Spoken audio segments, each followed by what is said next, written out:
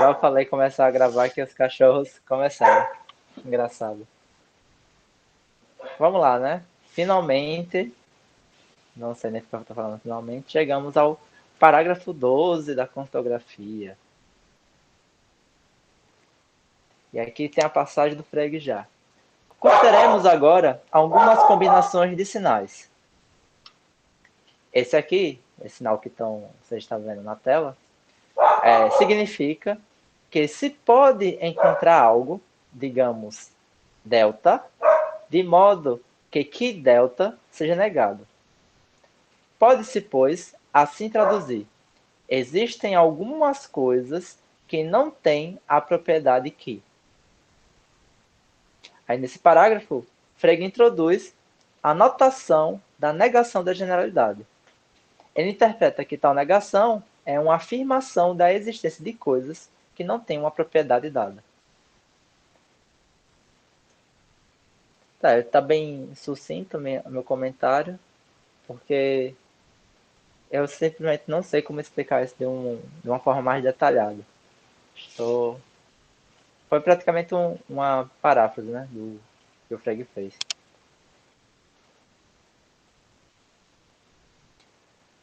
Mas o sentido desse sinal aqui, perceba que a diferença entre esse primeiro sinal e esse segundo sinal é que o traço de negação precede aqui a concavidade e no outro ele antecede. Difere da anterior. Esta última, ou seja, essa aqui, significa o quer que seja A, que de A tem sempre que ser negada. Ou não existe algo que tenha a propriedade que. Ou, caso chamemos um que a algo que tenha a propriedade que, não existe que. A expressão, que é essa aqui sem a barra do juízo, só que agora com lambda, é negada por esse outro conjunto de sinais, que tem essa barrinha de negação aqui na frente, que pode se traduzir esta última por existem lambda. Aí Frege introduz aqui a generalidade da negação. Aqui em cima é a negação da generalidade e aqui embaixo é a generalidade da negação. A negação da generalidade e a generalidade da negação são distintos. A segunda significa que, não importa o argumento considerado, o conteúdo resultante pela função com o argumento considerado tem que ser negado. A negação da generalidade da negação significa a existência de um argumento que, ao ser combinado com a função considerada, tem que ser afirmado. Então, a negação da generalidade da negação é essa daqui, essa é a segunda. Enquanto a generalidade da negação é essa primeira.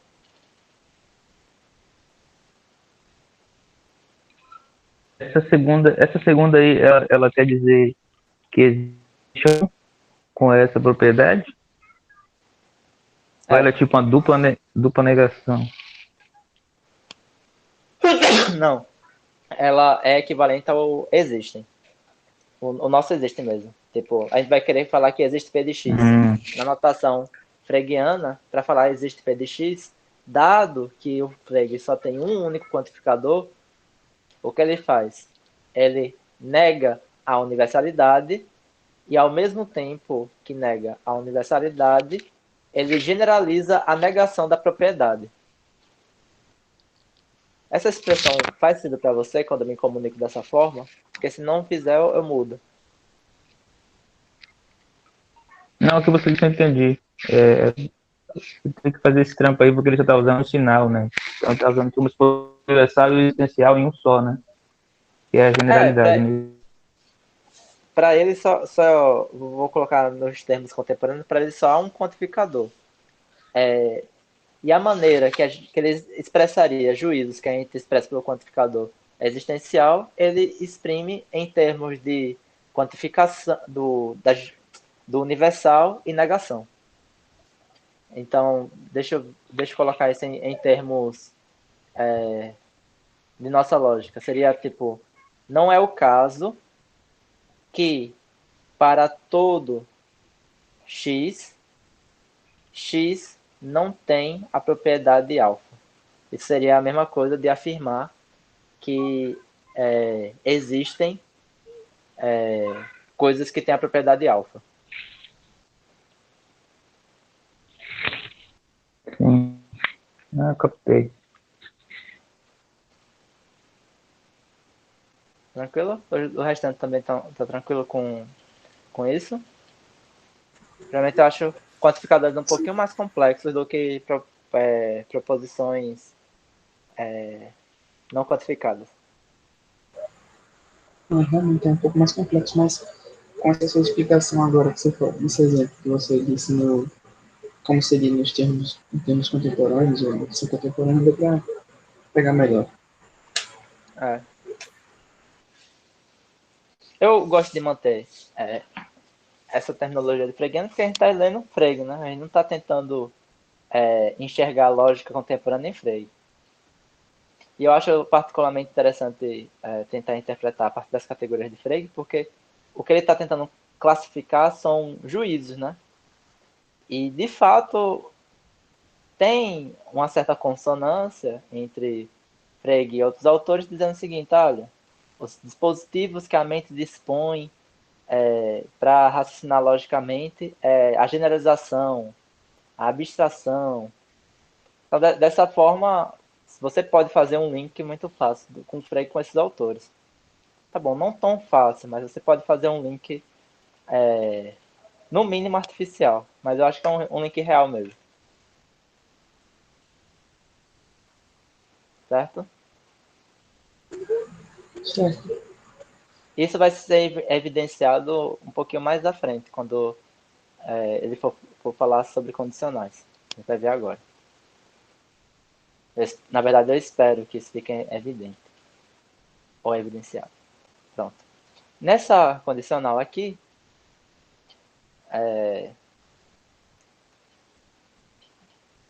é o caso. É o caso não, como é que ele geralmente fala? Ah, sim. Que dado qualquer argumento,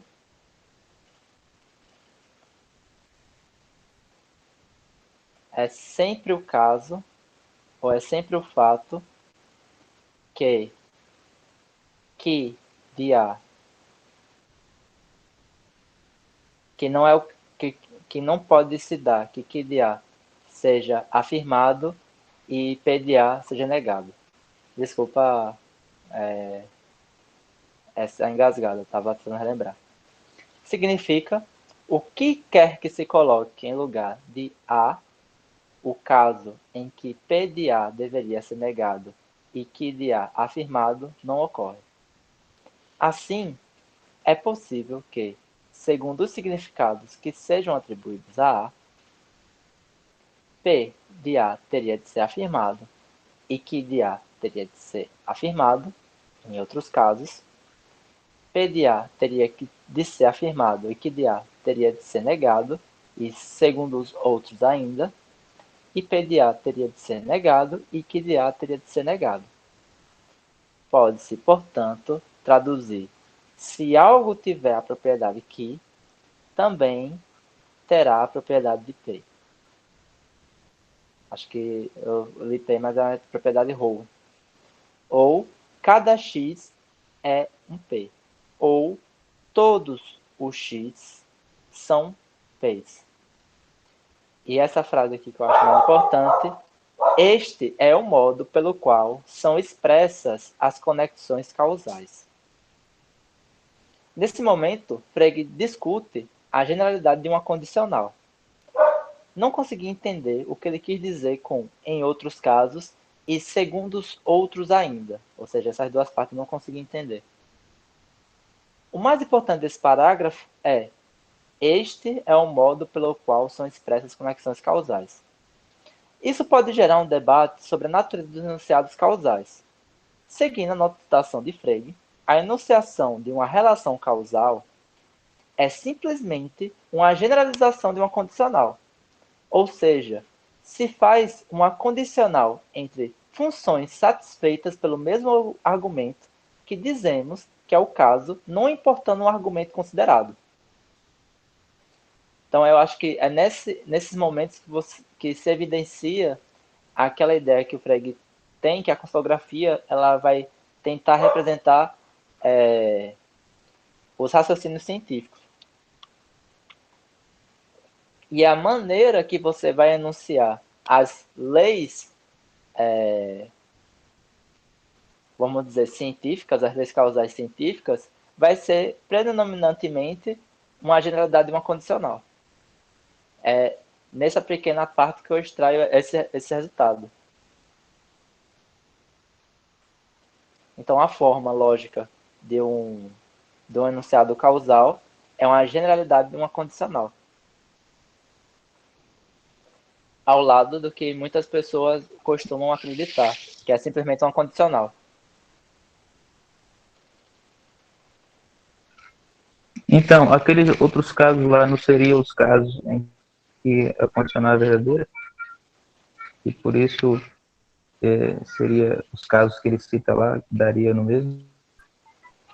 Tipo, aqui, se rodear teria de ser afirmado e que de A teria de ser afirmado, e em outros casos, essa aqui seria em outros casos verdadeira. Sim. Sim, eu estou imaginando assim que como uma condicional mesmo, das condições que tornam uma condicional verdadeira seria a mesma que tornaria esse caso aí do causais verdadeiras, entendeu? Porque é a mesma base lógica, né? É condicional da mesma forma. Sim, mas o que eu não consegui fisgar, essas três possibilidades eu consigo ver naquele quadro que a gente enunciou. Mas o que ele quis dizer com e em outros casos? E segundo os outros ainda? Quais seriam esses outros casos? É isso que eu não consegui muito fisgar, entendeu? Esses outros casos seriam que você está, vamos dizer, levando outros argumentos em consideração? É isso que ele está tentando falar? Acho que eu interpreto dessa maneira. Entendi. Então seria tipo, rho de A teria de ser afirmado e que de A teria que ser afirmado. E em outros casos, no caso, rho de B teria que ser afirmado e que de B teria que ser afirmado.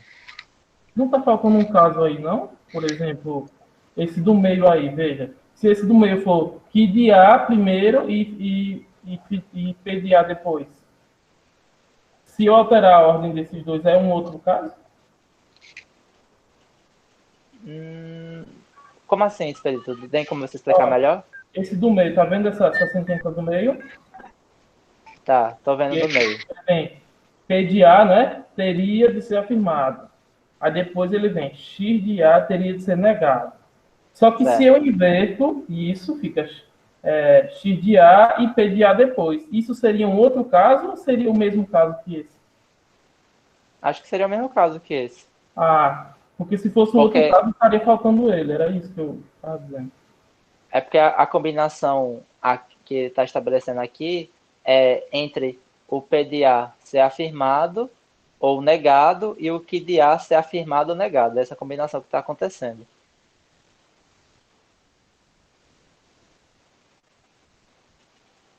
Certo? Ou em termos contemporâneos, a combinação que aqui está estabelecendo é que P de A tem que ser verdadeiro ou P de A tem que ser falso, e que de A tem que ser verdadeiro e que de A tem que ser falso. Em questão de combinatória, pura e simplesmente seria quatro possibilidades. Só que como isso aqui é uma condicional, ela exclui, pelo significado da condicional, uma das possibilidades. Aí restam três, que é as três que tem aí.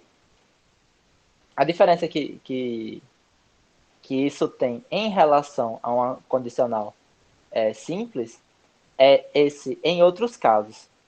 E em segundo os outros ainda. Que o Oswaldo falou agora que seria uma variação do que essa letra representa, vou colocar assim. O rodear, no caso, depois ia ser um road B.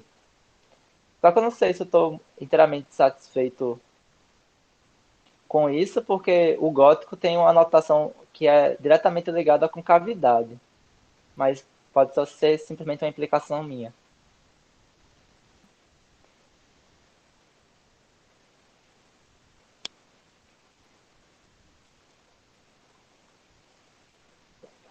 Eu acho que na verdade é no texto. Veja, eu acho que esse dos casos ele está se referindo à proporção de baixo, na verdade.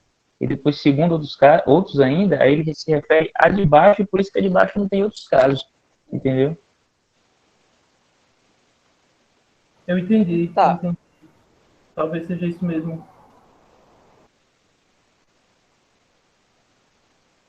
Eu acho que você Eu tem. acho que ele só está se referindo a essas possibilidades. Ele fala, tem essa possibilidade A aqui, aí em outros tem essa outra possibilidade, e segundo outros casos ainda tem essa possibilidade. Entendeu? saquei.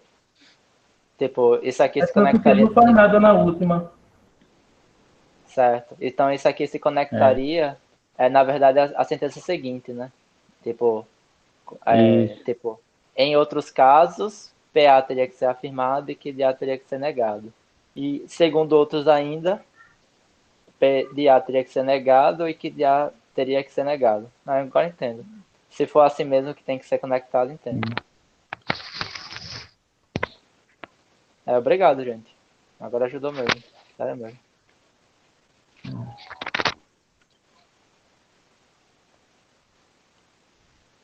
Certo, então vou continuar no próximo, na próxima parte, beleza? Beleza. E aí tem esse aqui, que significa: nenhum significado pode ser dado a A, tal que rodear e psidiar possam ser conjuntamente afirmados. Pode-se, pois, traduzi-la como: o que quer que tenha a propriedade psi não tem a propriedade rho, ou nenhum psi é um rho. Seria o caso do meio ali, né? Não, esse caso aqui é somente para enunciar as possibilidades desse símbolo aqui, certo? Que aqui é uma universal afirmativa. Isso aqui quer dizer Eu todo. pensei que aquelas que estão lá embaixo fosse exemplificando cada um desses casos aí. Não, não é o caso não. Tá bom. Certo.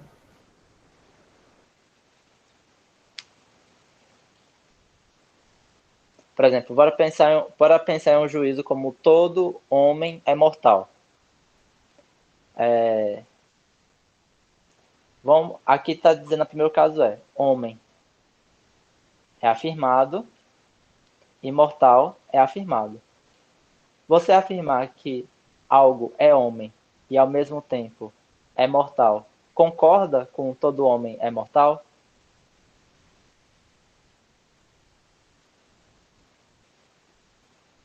Algo é mortal. Você poderia repetir, por favor? Certo.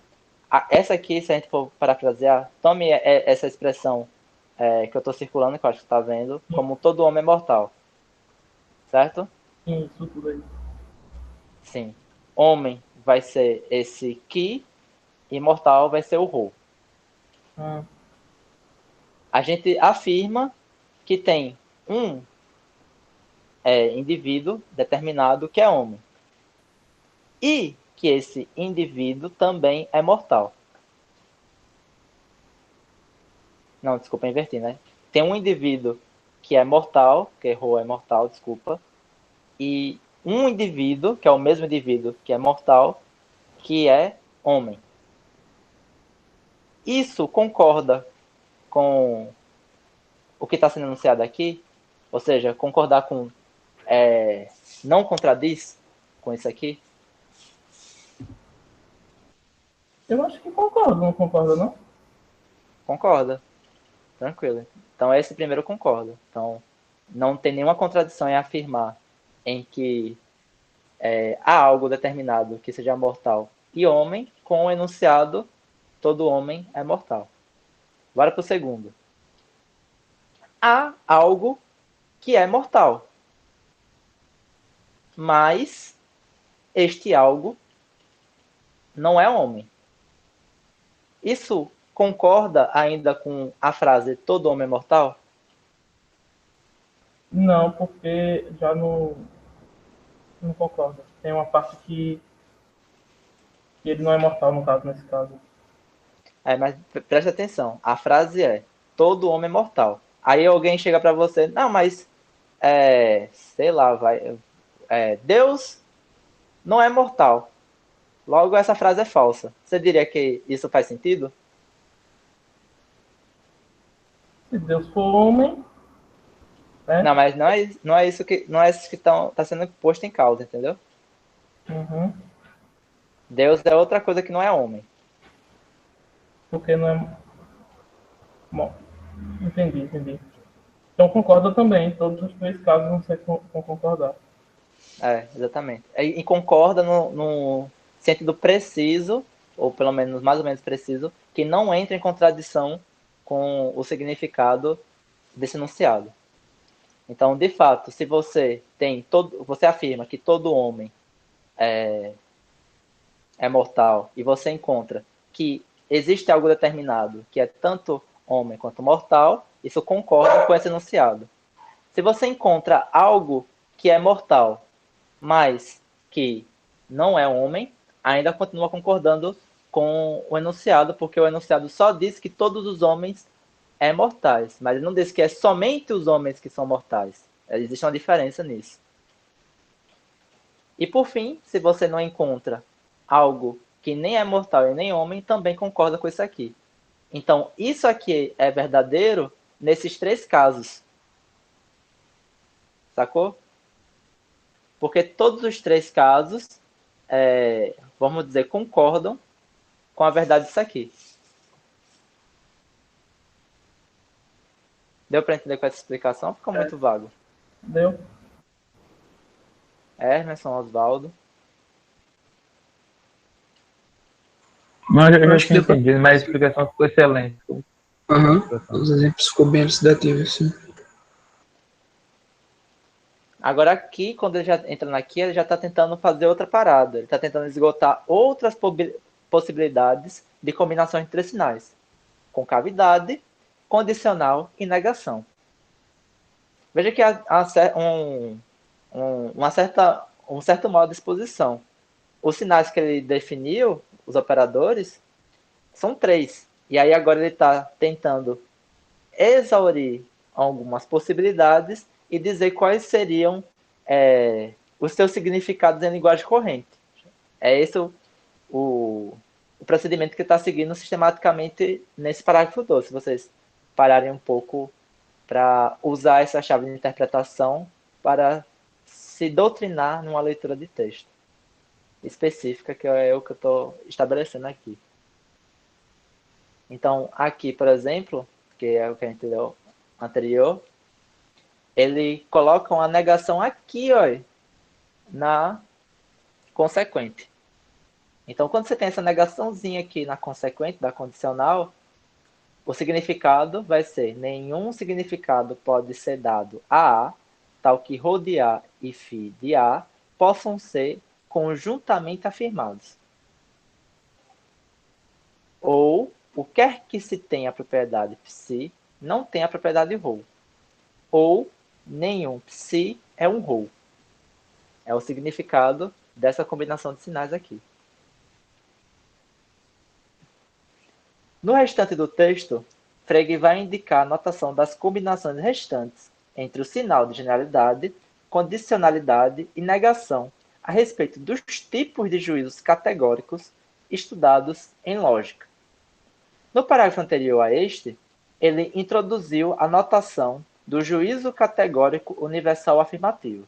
Ou seja, antes desse aqui, se você quiser saber o nome disso em lógica da época de Frege, é um juízo categórico universal afirmativo.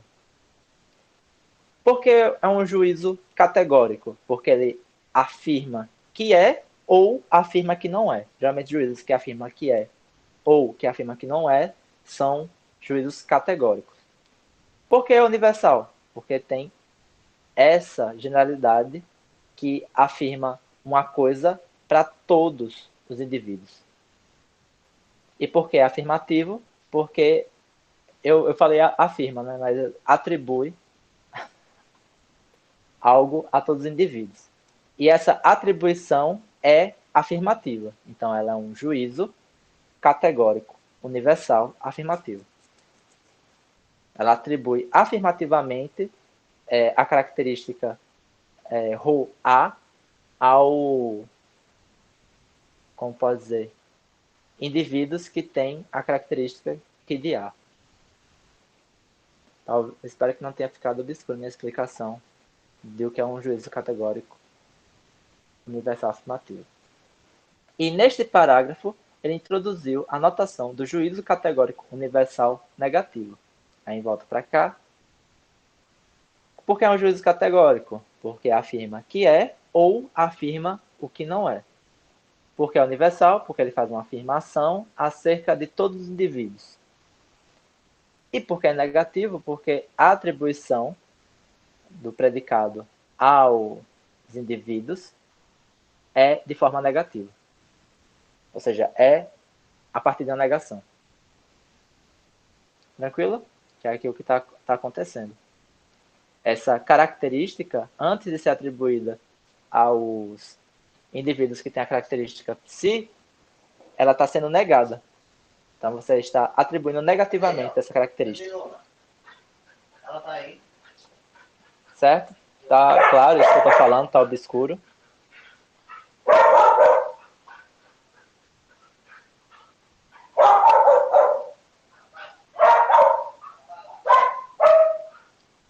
Tá.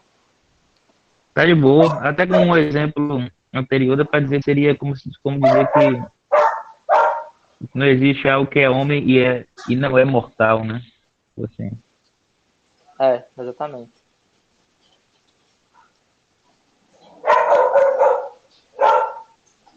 Exato.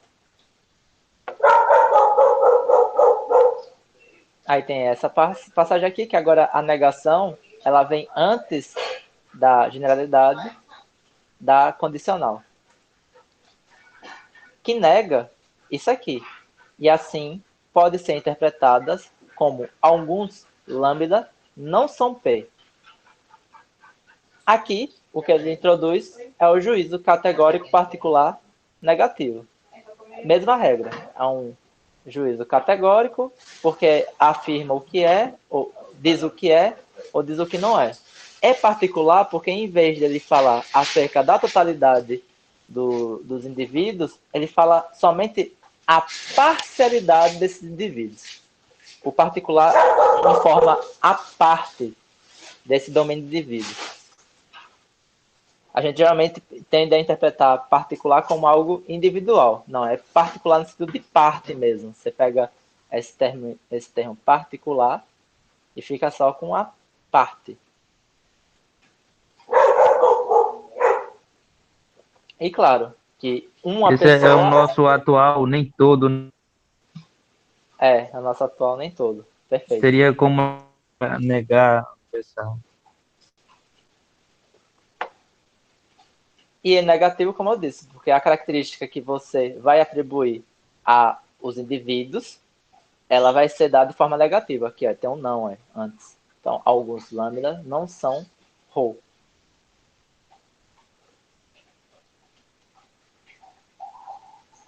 E, por fim, esse juízo aqui, que tem agora a negação antes da universalidade, ou generalidade, e antes da antecedente, que nega que nenhum M seja P. E assim significa que alguns M's são P's, ou é possível que um M seja P. E esse aqui, por fim, é um juízo categórico particular afirmativo. pelos mesmos motivos apontados em cima. É categórico porque afirma o que é e o que não é. É particular porque o conjunto de indivíduos que eles estão dizendo, você só está tomando uma parte deles.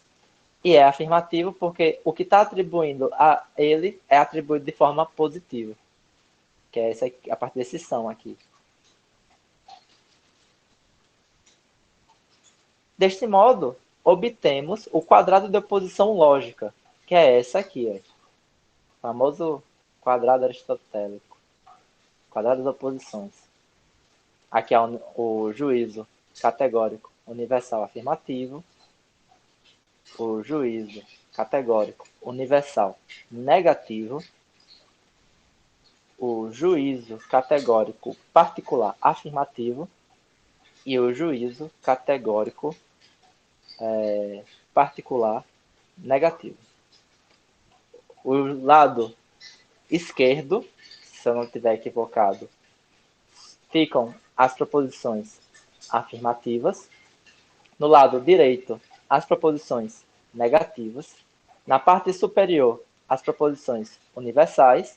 E na parte inferior, as proposições particulares. E dado essa distribuição, você tem essa determinada relação entre esses juízos. Esses dois juízos de cima estão numa relação de contrariedade. Eu vou explicar cada um de novo depois. Esses juízos da diagonal estão numa relação de contraditoriedade.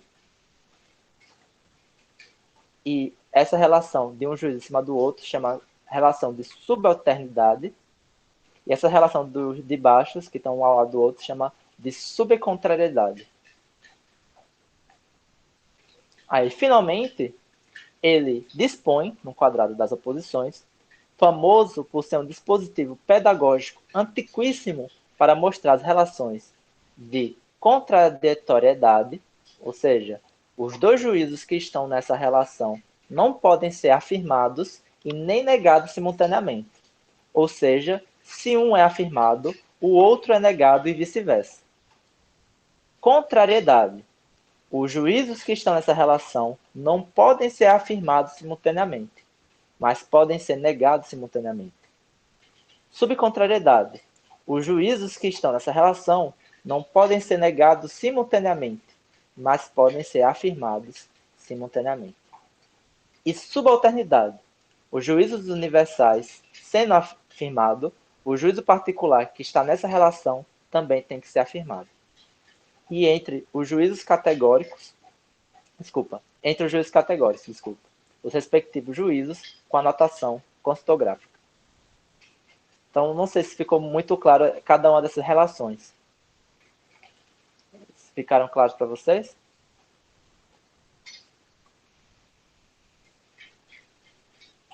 Então, de boa, porque eu tinha estudado o quadrado já com... É o quadrado de Aristóteles, né? Basicamente. É o quadrado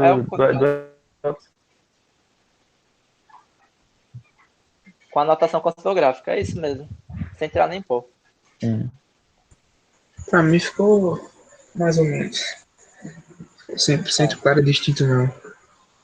Tudo bem. Então vamos lá. Relação de contraditoriedade. Vamos começar aqui para as diagonais. Todo homem é mortal. É essa universal afirmativa. A contraditória a ela vai ser uma particular negativa. Então, o que vai dizer? Então, se isso aqui é todo homem é mortal, a contraditória é algum homem não é mortal, certo?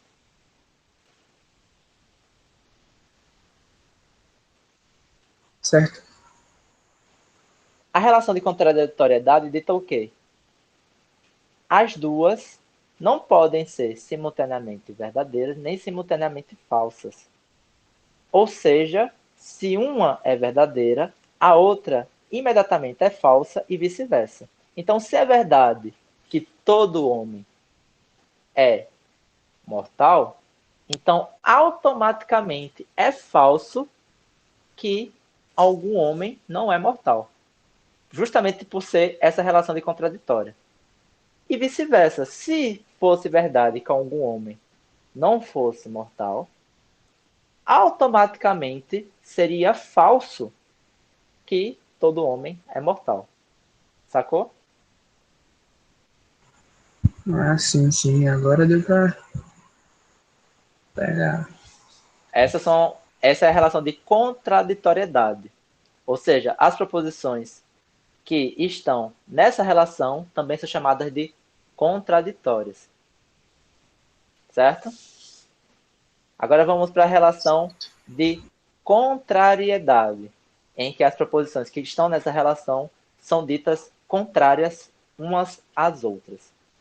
Então, a proposição contrária à proposição todo homem é mortal é nenhum homem é mortal. E você lembrou que eu disse o que define essa relação de contrariedade? Ou seja, o que define é que os juízos que estão nessa relação não podem ser afirmados simultaneamente, mas podem ser negados simultaneamente. Ou seja, tem como ser simultaneamente verdadeiro que todo homem é mortal e nenhum homem é mortal? Tem como eu afirmar que as duas é verdade ao mesmo tempo? Não. Mas eu posso dizer que é falso que todo homem é mortal, ao mesmo tempo que eu falo que é falso que nenhum homem é mortal. Ou seja, as duas podem ser negadas simultaneamente. Uhum.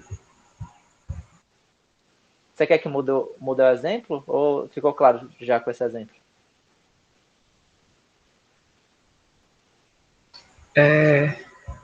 O exemplo ficou meio conturbado, mas deu pra entender, sim. É porque, no caso que você sabe que todos os homens são. Isso. Quer dizer, você supõe, né? É verdade. Essa é uma coisa interessante. Você supõe. Mas a questão é que você sabe que se isso aqui for verdade, ou seja, se de fato todo homem for mortal, isso implicaria que não poderia ser verdade ao mesmo tempo que nenhum homem é mortal. Sacou? Então, por quê? As duas não podem ser simultaneamente verdadeiras. Porque elas estão na relação de contrariedade. Mas, no entanto, a gente pode descobrir que as duas são falsas. Ou seja, que de fato é falso que nenhum homem é mortal, mas também é falso simultaneamente que todo homem é mortal. E como eu faço isso? Eu simplesmente acho um homem que é eterno. O que eu fiz foi provar que é possível que as duas são falsas simultaneamente.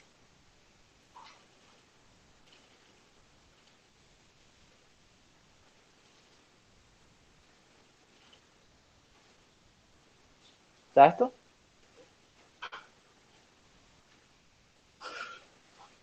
Uhum, certinho. Relação de subalterna. Se a proposição universal é verdadeira, então a proposição particular a que é subalterna a ela também é verdadeira. Então, se todo homem é mortal, por subalternação, algum homem é mortal. Ou seja, dado que é verdade que todo homem é mortal, por subalternação é verdade também que algum homem é mortal. Essa foi tranquila?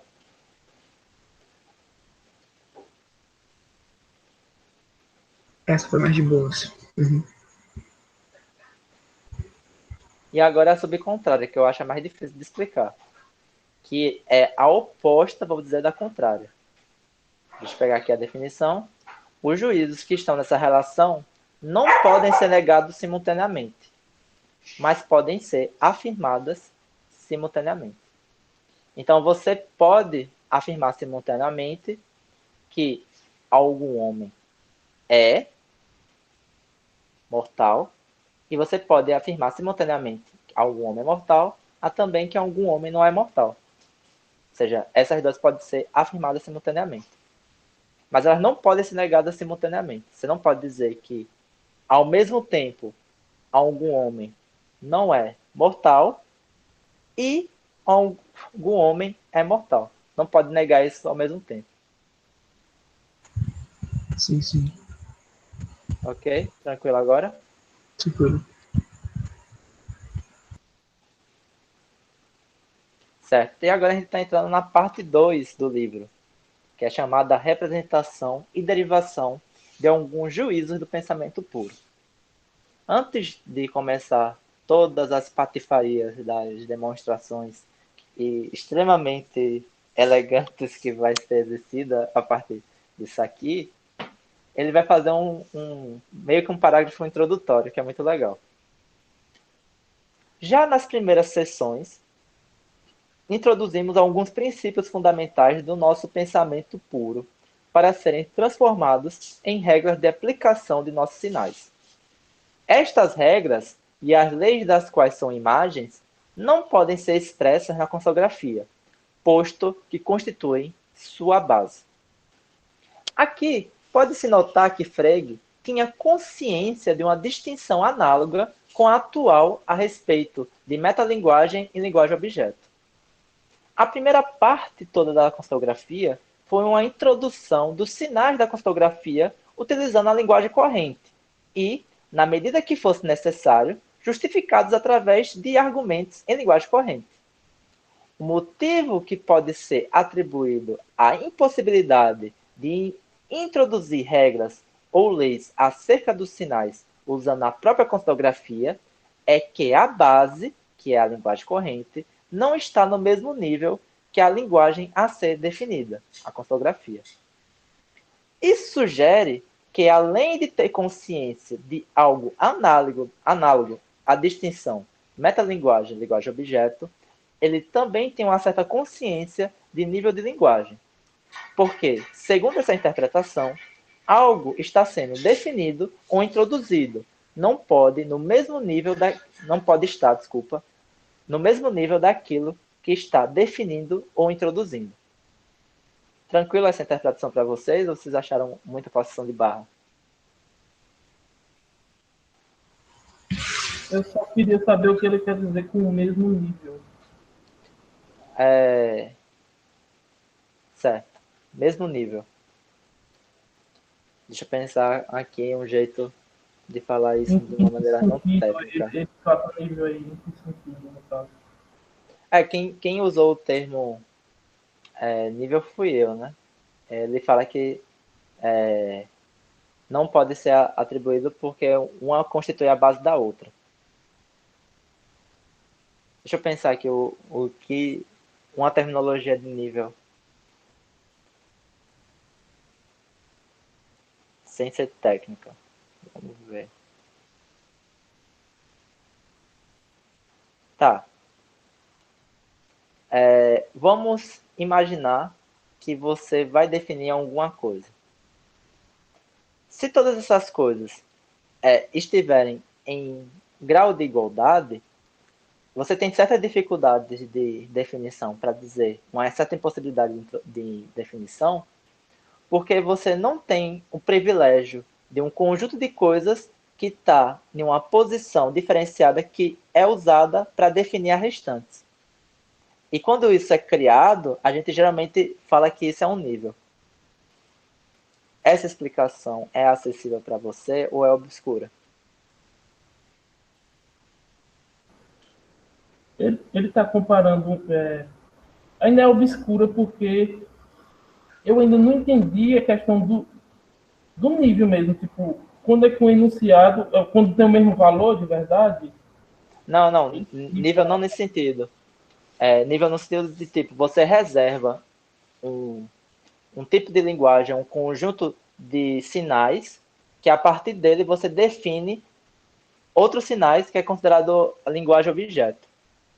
Ou seja, sei lá, por exemplo, quando você vai ensinar um idioma para uma pessoa, você... nível de linguagem de uma para outra, né? De um tipo de representação para outro tipo de representação. Elas possuem o mesmo nível, portanto, conseguem se comunicar no mesmo nível.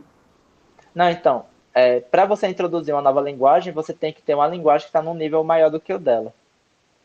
Porque ela vai lidar com essa linguagem que você está introduzindo como uma linguagem objeto. Ou seja, como um objeto na qual ela está se utilizando das suas expressões para definir. Entendi. Pronto, seria talvez uma analogia extremamente válida, seria a diferença, sei lá, de química para física. A diferença de química para física é o nível, porque a química ela está lidando diretamente com certas reações químicas específicas, mas a base que ela está utilizando para descrever essas relações químicas são, em última instância, relações químicas, ou relações físicas. Então, na verdade, as relações químicas são definidas em termos de linguagem da física. Então, a física está num nível diferente da química, para usar uma analogia. Sim, sim. Porque se ela estivesse no mesmo nível, não teria como você decidir qual você usa para definir qual. Porque elas estão no mesmo nível. Uma vez que você fala que a física, todas as relações químicas podem ser reduzidas a relações da física, o que você está dizendo é que a física está no nível diferente a ela, em um nível suficientemente diferente para todas as relações químicas serem definidas em termos de relações físicas. Sim, perfeito. Certo? Oswaldo, você ia falar alguma coisa? Não, eu só ia falar que um exemplo bom também é as linguagens de máquina, linguagem de programação. Inclusive, eu tenho um nível utilizado, né? Sim. Justamente a questão da linguagem de máquina ser uma linguagem de baixo nível, no sentido que ela fundamenta, na verdade, a linguagem de nível superior, né? Nível superior, nível alto, né? Quer dizer, como uma linguagem, por exemplo, Java, por exemplo, C é uma linguagem que está abaixo de Java, porque já é construída em cima dessa linguagem.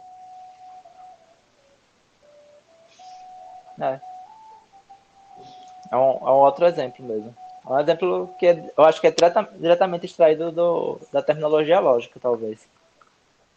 Então, Eu usei essa terminologia para falar sobre esse parágrafo porque o Frege enuncia com todas as letras que você não poderia introduzir a linguagem consonográfica com a própria consonografia. E eu acho que isso é uma consciência desse tipo de distinção, que de fato você tem que discernir qual é a língua que você está definindo a sua linguagem objeto e onde está a sua linguagem objeto, que estaria num nível diferente, né? Por isso que uma constitui a base dela. Mas talvez foi uma forçação de barra. Para mim parece fazer sentido.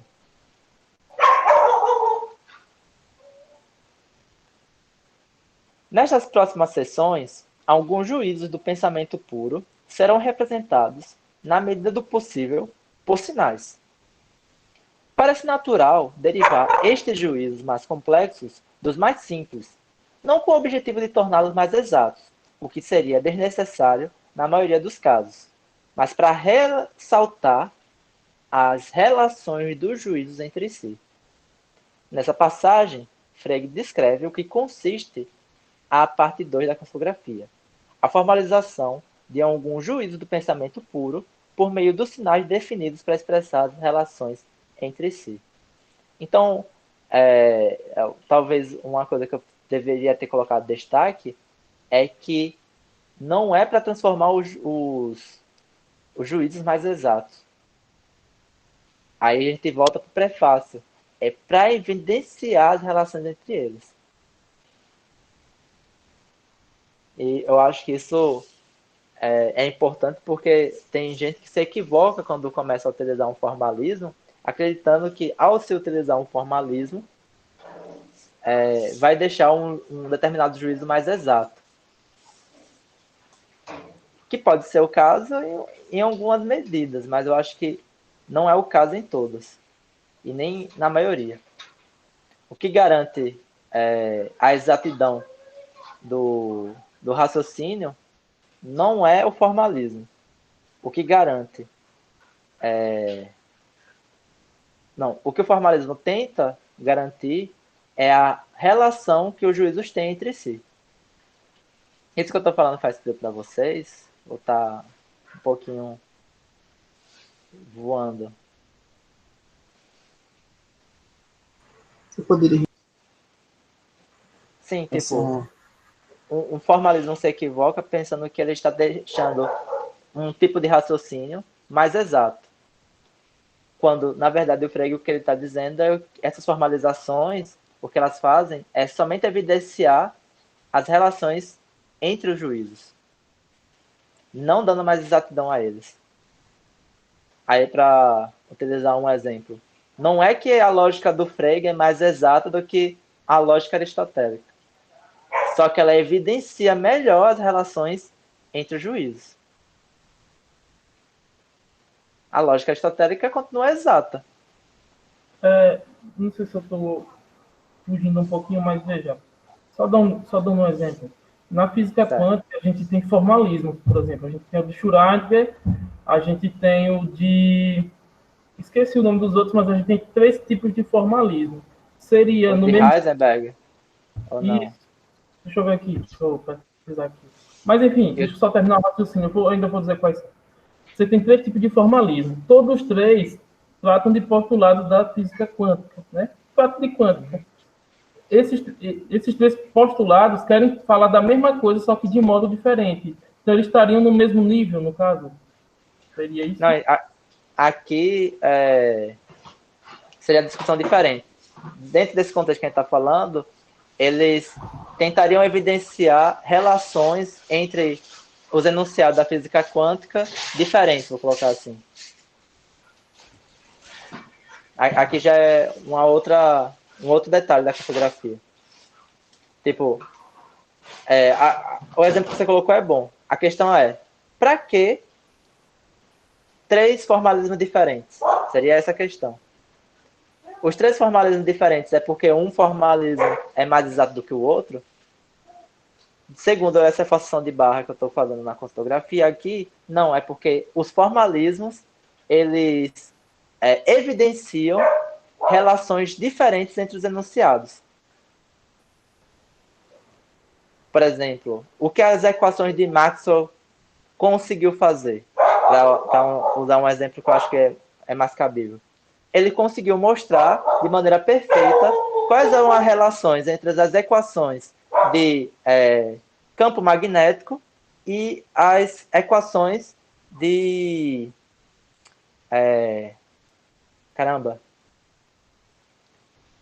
dos experimentos... Não, é de campo elétrico. Hilbert, Dirac e Schrödinger.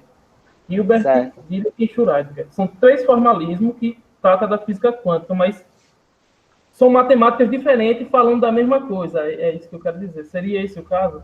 Matemáticas, forma de abordar matematicamente diferentes uns dos outros, mas tratando do mesmo fenômeno. Seria o caso?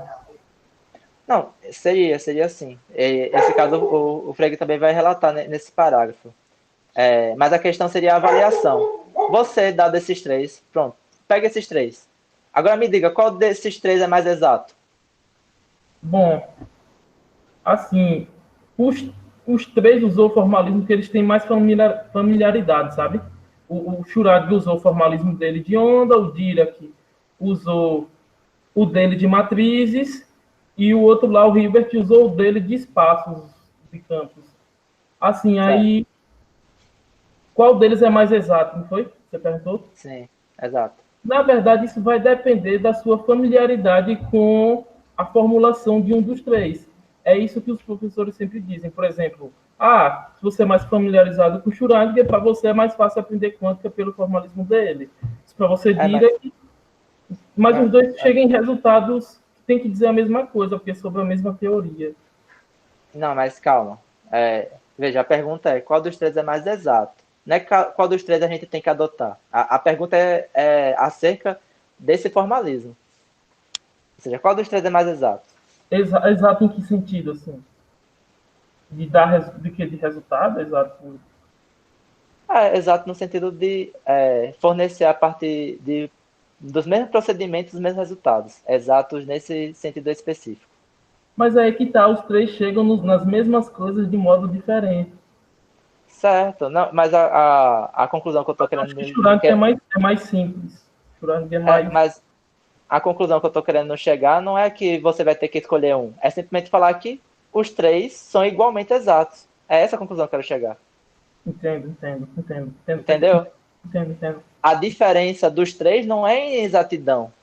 Isso que o Frege está tentando evidenciar. Você usa a constografia não para melhorar a exatidão.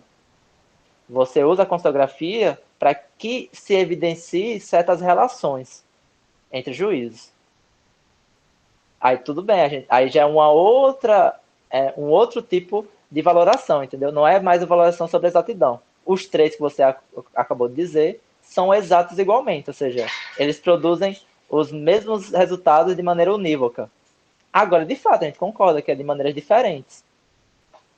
E com objetivos diferentes também. Mas a questão é que três formalismos distintos eles não estão variando em exatidão.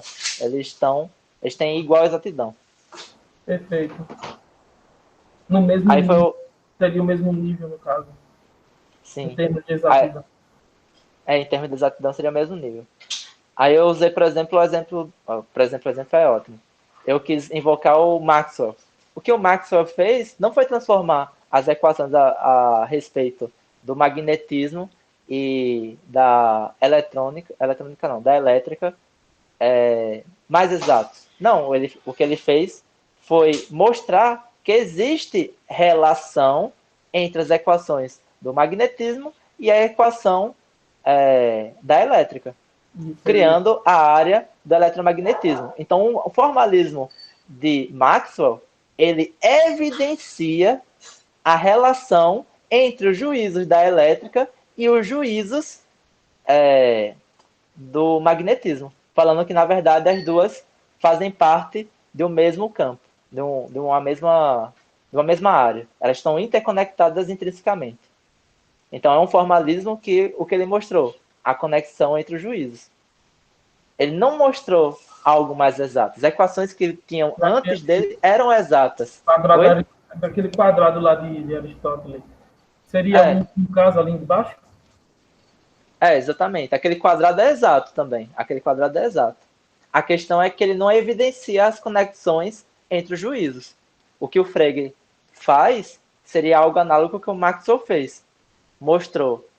O que o Maxwell fez foi mostrar a ligação que existe entre a elétrica e o magnetismo, criando o eletromagnetismo. E o que Frege fez foi mostrar a ligação entre uma lógica de termos e uma lógica proposicional, que antes era separada também. Então, ele de fato faz aquilo que ele enuncia. Ele mostra as conexões do juízo.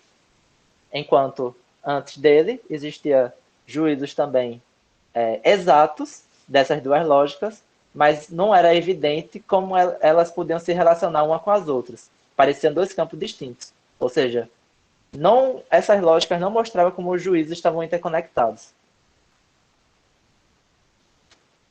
Talvez com esse exemplo ficou mais claro o que eu quis dizer, Felipe. Sim. Emerson e Oswaldo, também ficaram claro para vocês o que eu quis dizer com esse exemplo? Sim. Tranquilíssimo. Tranquilo.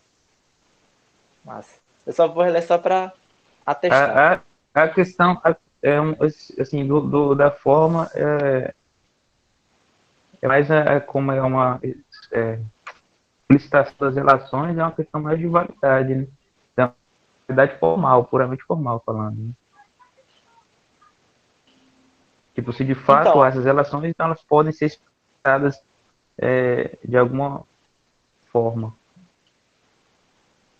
Então, isso que eu estava pensando. Talvez o que você está falando é verdade. A validade é questão de forma. Mas a questão da constografia não é que ele está falando, por exemplo, que as outras lógicas não são formais.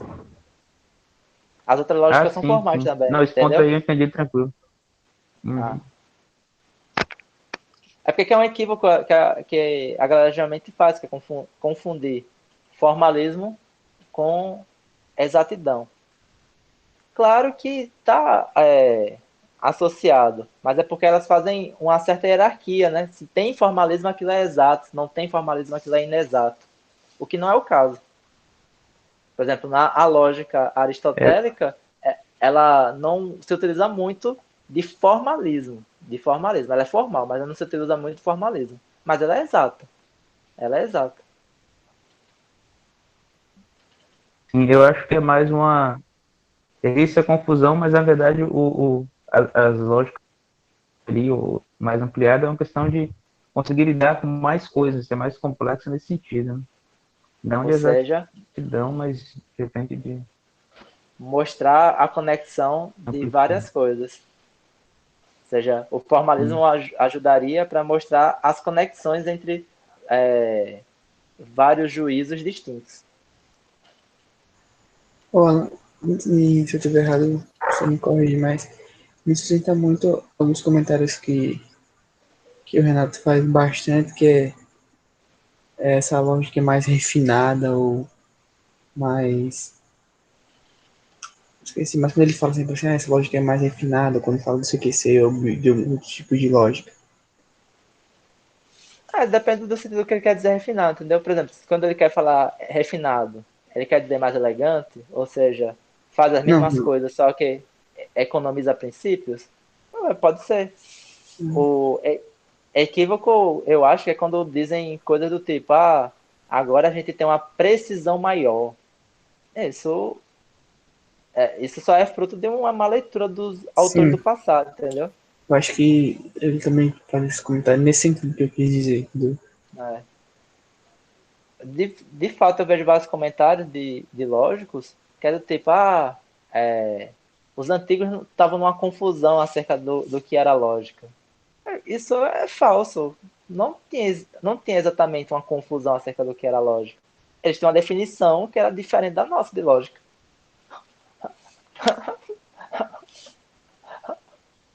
Você vai falar que isso é uma confusão porque alguém tem uma definição diferente da sua acerca do mesmo objeto? Por exemplo, a matemática na modernidade acreditava que era sobre objetos transcendentes. Existia o círculo perfeito extracorpóreo, uma ideia platônica. Isso é ser confuso, indefinido acerca do tratamento de matemática? Não, é uma maneira diferente de ver sua própria disciplina.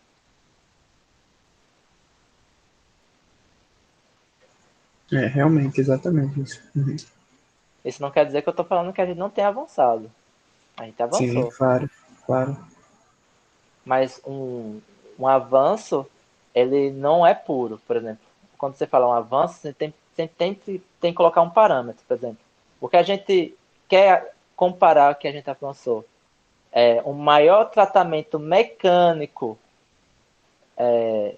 para fazer determinadas demonstrações, aí a gente melhorou bastante mesmo. Mas eu acho que a gente perdeu no fundamento filosófico. Eu acho que a gente menos sabe o que é lógica do que os alemães sabiam na época dele. Se a gente parar qualquer lógico e perguntar para ele o que é lógica, eles coçam a orelha e eles acabam dando uma ruma de definições que se confundem com a matemática, com o formalismo, com a própria computação. Na verdade, às vezes eles acham que é tudo a mesma coisa. Sim, nesse sentido eu concordo com você, sim. Tem até uma a ideia de progresso. Eu trabalhei no meu texto e foi questionada por alguns, acho que foi que eu comentei, mas enfim, por alguns historiadores que eram avaliadores da mesa, acho que ele era historiador de informação e tal, no projeto BIBIC, que é sobre essa ideia de progresso de comparar o atual ou que progride a ser melhor, nesse sentido de ser superior, mas não sei se a noção que eu estava tratando. Estava tratando melhor no sentido de ser, tipo, teve avanços e progrediu para uma totalidade, e não para se sentir superior a algo. Eu acho que progresso não pode ser avaliado enquanto totalidade. Tem que ser avaliado perante um parâmetro. Você define um parâmetro de progresso. Por exemplo, meu parâmetro de progresso é criar procedimentos automatizados mecânicos que sejam análogos a nossos procedimentos que a gente ditou normativamente que são válidos. Ou seja, esse formalismo que a gente faz de maneira de manipulação simbólica para concluir outras coisas de maneira mecânica sem pensar muito. A gente avançou. É um parâmetro, entendeu? É um parâmetro de avanço. De fato, a gente avançou nesse sentido. Sim. Aí, por exemplo, você lê a questão da técnica do Heidegger, a questão dele vai ser diferente porque ele vai mudar o parâmetro para avaliar o progresso. Ou, sei lá, não precisa nem ir muito longe. Pega o Rousseau. O Rousseau tem um discurso que fala sobre isso. Se de fato nós progredimos. Ou seja, ele faz uma mudança de parâmetro, ou seja, ele muda o critério da avaliação, e aí ele conclui que não. Mas eu acho que sim, só que ela depende do parâmetro, se define um parâmetro. De fato, nós avançamos muito em termos de computação, em termos de manipulação de teorias, isso é importante. As teorias que temos acesso ao livro didático não são nem a pau às teorias originais. Essas são adaptações pedagógicas que a gente aprende até mesmo na universidade, de maneira que são totalmente alheias aos seus inventores respectivos. As 3 leis de Newton, tal como são. Eu estava estudando como é que se ocorre esse processo, o processo de transposição didática, né? Pega uma teoria, enxuga tudo que tem dela, coloca na linguagem mais, né, facilitada, mais popular, digamos assim, suprime muita coisa e pronto, aí vai para o livro. Coloca numa base ideológica atual, isso é importante. Você não vai querer que um texto de física atual fale sobre Deus quando estiver falando sobre a física newtoniana. Tira toda palavra que for espírito, né? Exatamente. Que está presente, né, nos textos do Descartes, do Galileu, effluvius, que eles gostavam muito desse termo, vis viva. É muito massa, pô. Nesse sentido tem progresso, sim. Você pensar que existe uma diferença gritante entre ler o Principia de Newton e ler o livro didático do ensino médio, que tem praticamente, na prática, assim, os mesmos resultados pragmáticos, Porque é um aí, se você avanço. diminui em profundidade, né?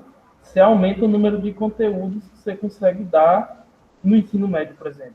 E se a profundidade fosse tamanha, não ia conseguir dar os conteúdos. Então, por isso que o ensino médio é muito conteudista, né? Cabe muito mais conteúdo, mas perde e perde muito em profundidade. Todo o excesso revela uma falta, né? Sim. Não, mas isso até mesmo nos ensinos superiores. Aqueles livros todos também seguem a mesma metodologia.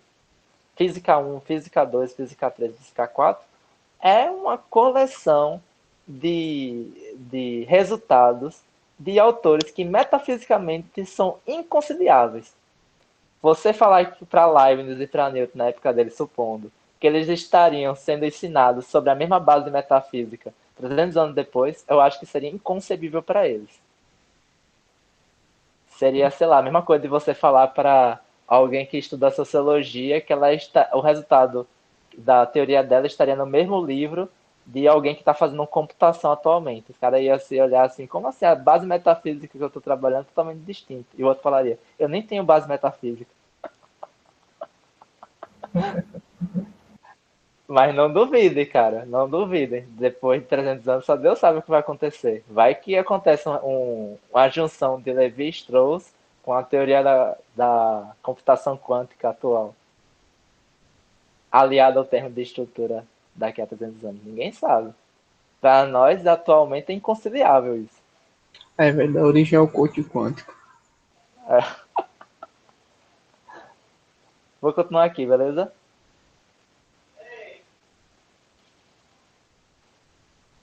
Beleza. Eu só vou reler só para evidenciar. Nessas próximas sessões, alguns juízos do pensamento puro serão representados. na medida do possível, por sinais.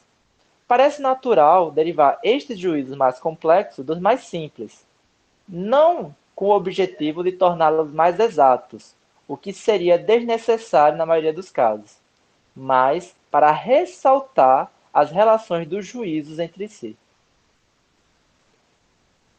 Aí eu já li o que isso quer dizer. O mero conhecimento das leis, isoladamente, não é evidentemente o mesmo que o conhecimento de como elas se interrelacionam entre si. Neste sentido, chega-se a um pequeno número de leis em que, caso se acrescente as leis contidas nas regras, está incluído de modo latente o conteúdo de todas as demais. Aí, essa parte pode ser lida como uma distinção entre os conhecimentos das leis e a sua justificação, ou, pelo menos, as relações lógicas que liga com a restante do corpo do conhecimento que faz parte. Certinho? Tá tranquilo essa parte aqui também?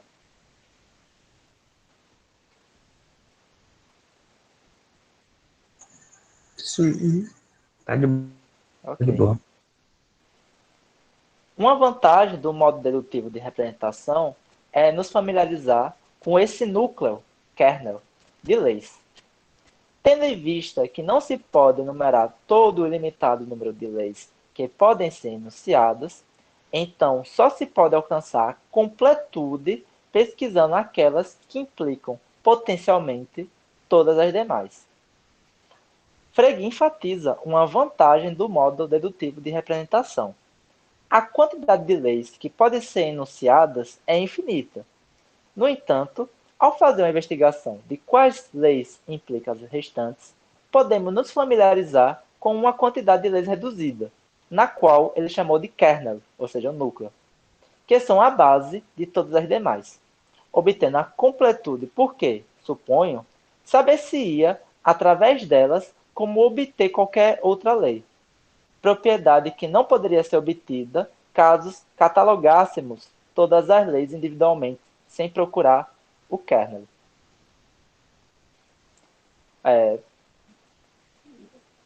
Um exemplo também. Isso é bom, essa parte, para linkar com a física. A física tem muito disso. Que é justamente essas descobertas particularizadas que cada cientista faz, principalmente os experimentais, que são o quê? Essas descobertas dessas leis particulares. E essa descoberta dessas leis particulares, elas são infinitas. Você pode formular uma lei física da sua casa fazendo alguns experimentos. E pode fazer até uma lei física inédita, não duvidem da sua capacidade. Nem isso vai ser fruto de uma genialidade. A questão é que justamente a descoberta dessas leis que regem a sua ciência, elas são potencialmente infinitas.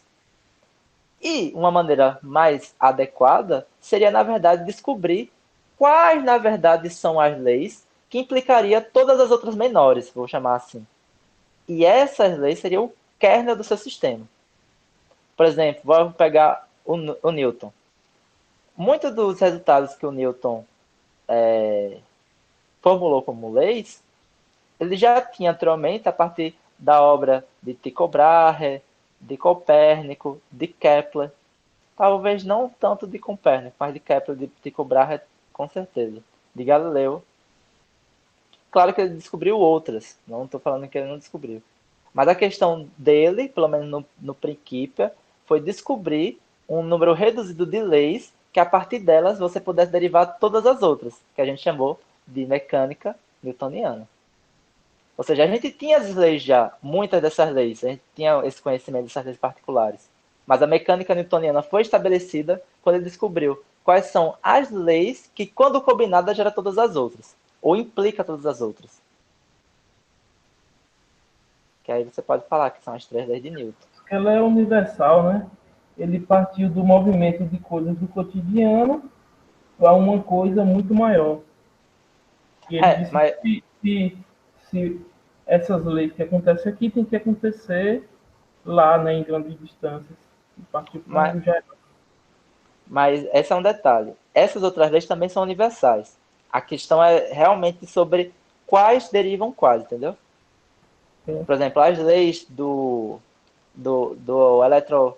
Não, as leis da elétrica e as leis do magnetismo, elas eram universais, antes mesmo de chegar a Maxwell. Mas Maxwell descobriu um conjunto reduzido de fórmulas que consegue derivar todas as outras leis que foram descobertas antes dele. Então, as leis que foram descobertas deles eram universais também. A questão é que ele descobriu leis que implicam essas leis. E também, Leis que derivam essas leis. Oi? e também são universais. Que também são universais. Também são universais. Todas as... É porque lei é universal. Pelo menos na caracterização que a gente está fazendo aqui a partir de Frege. Certo? Até mesmo as cada vez mais específicas, mas elas são universais. Elas valem para uma totalidade de indivíduos em consideração. E é isso que o Frege está chamando de kernel, que é esse núcleo de leis que vai gerar todas as outras leis de um determinado corpo de conhecimento. Justamente porque seria mais prático fazer isso, né, do que justamente ficar catalogando ad infinito, como já se fez, não se confundam, já se fez isso muito na história do conhecimento. Existiam as famosas tabelas, que de fato eram compilados enormes de vários resultados que eles sabiam que eram verdadeiros e utilizavam para fazer medições, previsões. Eles tinham esse costume também no passado. E hoje em dia a gente também faz isso. É um procedimento comum quando a gente não consegue unificar a partir, nem, não descobrir, né, certas leis que implicam todas as outras.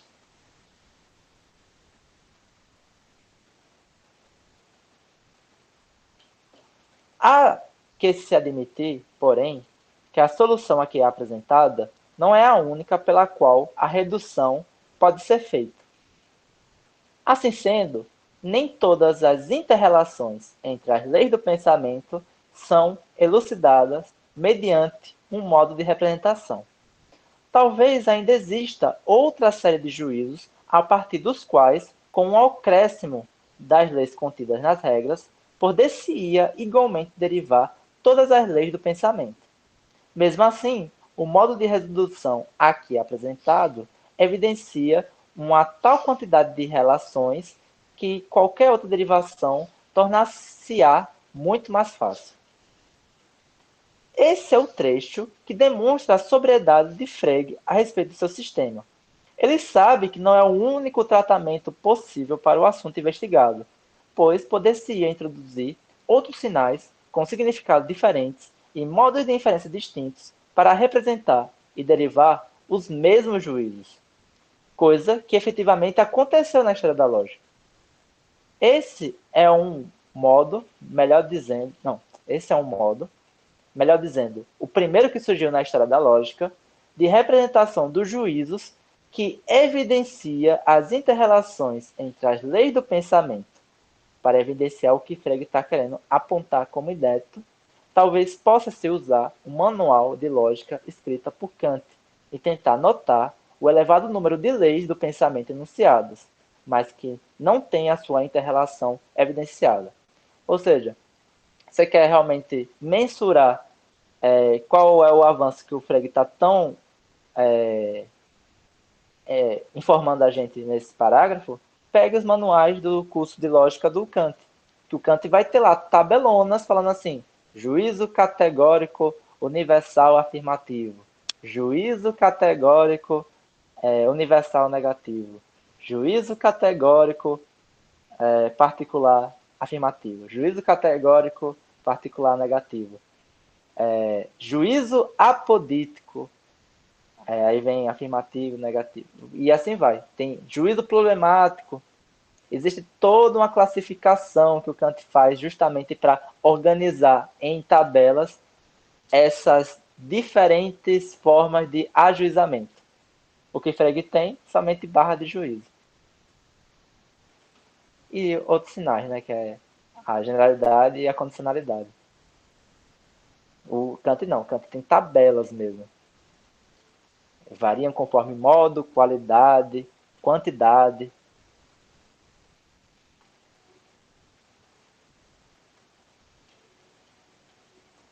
Nove é o número de proposições que formam o núcleo, kernel, da seguinte representação. 3 destas, as fórmulas 1, 2 e 8, exigem para sua expressão, além das letras, apenas o sinal de condicionalidade. 3 outras, as fórmulas 28, 31 e 41, contêm também o sinal de negação. 2 das proposições, fórmulas 52 e 54, contêm o sinal de igualdade de conteúdo, e em uma proposição, a fórmula 58, é usada a concavidade no traço de conteúdo. Aí o kernel estabelecido por Frege, que poder-se-ia chamar de axiomas de Frege, em analogia aos axiomas de Peano, é composto de 9 proposições. 3 delas somente usando o sinal de condicionalidade, 3 usando o sinal de negação, 2 usando o sinal de igualdade e 1 usando o sinal de generalidade. Isso aqui dos axiomas de Frege, ou os axiomas da consografia, quem faz um bom tratamento a partir disso é o New e New. New e New, depois que explora o livro O Desenvolvimento da Lógica, depois que ele explora a obra de Frege, ele percebe esse kernel, que ele não dá o nome de kernel, mas ele pega esses axiomas da lógica do Frege e usa ela como uma espécie de parâmetro para não avaliar, mas vamos dizer guiar em outros sistemas lógicos, se guiar em outros sistemas lógicos. Porque uma vez que você introduziu um formalismo, fica muito fácil de se perder o que é lógica do que não é. Então ele adota uma postura de assumir esse kernel do Frege como algo que a gente poderia falar que é lógica e usar ela como guia para meio que balizar entre as outras investigações formais que são feitas após Frege. Não sei se o que eu falei foi muito obscuro.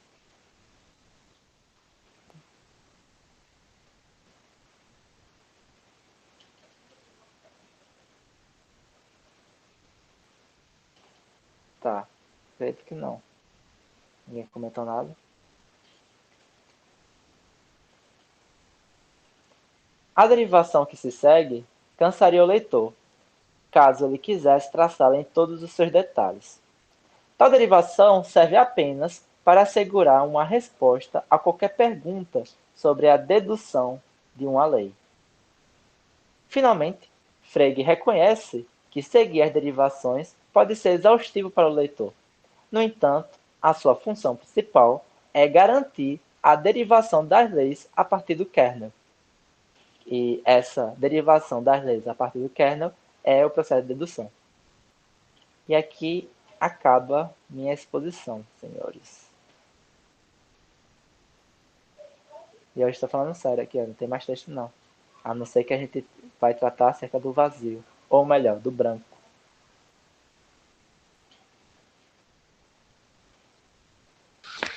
Show de bola, velho. Boa. Bastante informação essa parte. É legal, né, velho? Eu gosto do... Show de bola também. E eu gosto do Frege por conta disso, que, de fato, quando ele escreve um parágrafo, é um parágrafo, entendeu? Tipo, de fato, é uma coisa extremamente precisa e econômica, velho. Eu acho isso incrível, cara. Realmente. Esse livro aí do Frege, desculpa. É aquele mesmo da coleção Pensadores? É esse Não, aí? Não. O dos Pensadores tem a introdução desse livro, o prefácio, né, desse livro, e depois só tem o prefácio e depois vem os fundamentos da aritmética. Obrigado. Agora, realmente, eu acho impressionante essa característica do Frege. Tipo, um parágrafo dele, velho, equivale, sei lá, às vezes a 10, 20 páginas de um outro texto, cara. É muito impressionante o que ele consegue fazer em um parágrafo tão reduzido. A consografia, pô, é um livro pequeno, E é um livro pequeno, e além de pequeno, ela é cheia de formalismo. Tipo, talvez se a gente tirasse todo o formalismo, seria um livro de 30 páginas a 20. Mas mesmo assim, por causa desse nível dessa densidade de informações que cada parágrafo tem, mas sem ser obscuro, para não. Vocês entendem o que eu quero dizer obscuro, né? Sem ter muita dificuldade de entender. Eu acho particularmente estranho isso.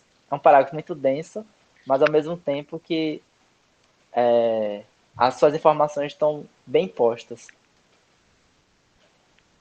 É uma capacidade de síntese brutal, né? E uma objetividade também brutal na escrita dele. Doideira. Não enche linguiça. Vai direto ao ponto. Obscuro. Diga, esse parágrafo, cara, parece realmente um capítulo, cara, sinceramente.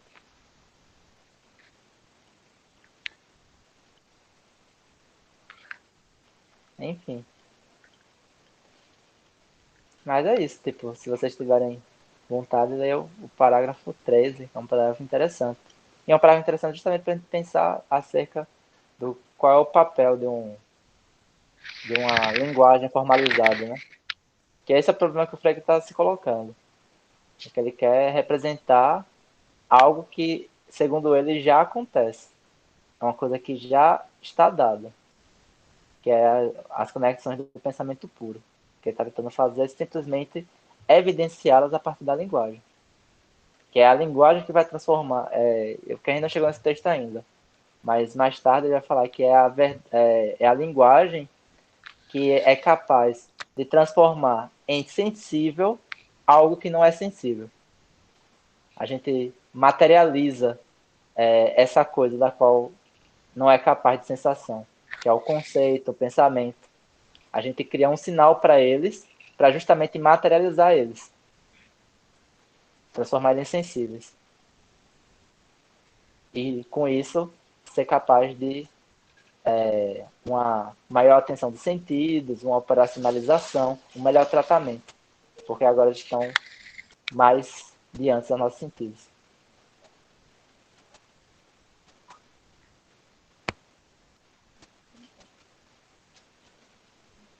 Belezinha, velho. Deixa eu perguntar um negócio pra vocês aí, o que estão pensando em fazer nas próximas reuniões. Porque eu acho que a próxima quinta calha na véspera de Natal, né? Então, acho que a E gente a já tinha próxima combinado. 31. Acho que a gente já tinha combinado previamente com Maria. Foi Mariana, na verdade, que fez a votação, que a gente não iria fazer as reuniões das 2 próximas semanas, é retomar dia 7, que é Ah, entendi. justamente Natal e Ano Novo, né? A gente volta dia 7 com a continuação desse texto. Entendido. Tranquilo? Beleza, é bom, dá pra dar uma relida até a parte fora aí pra revisar, né? Sim, com certeza. Pode ler outros textos do Frei, se quiser à vontade também. Tá tudo no Drive. Pode ler outros autores também, se você sentir vontade. Por exemplo, eu tô lendo agora o Osso. Na verdade, eu tô Pode falar. falando. Não, eu tô falando que agora eu tô lendo o Pode Osso. parar de gravar também, eu acho.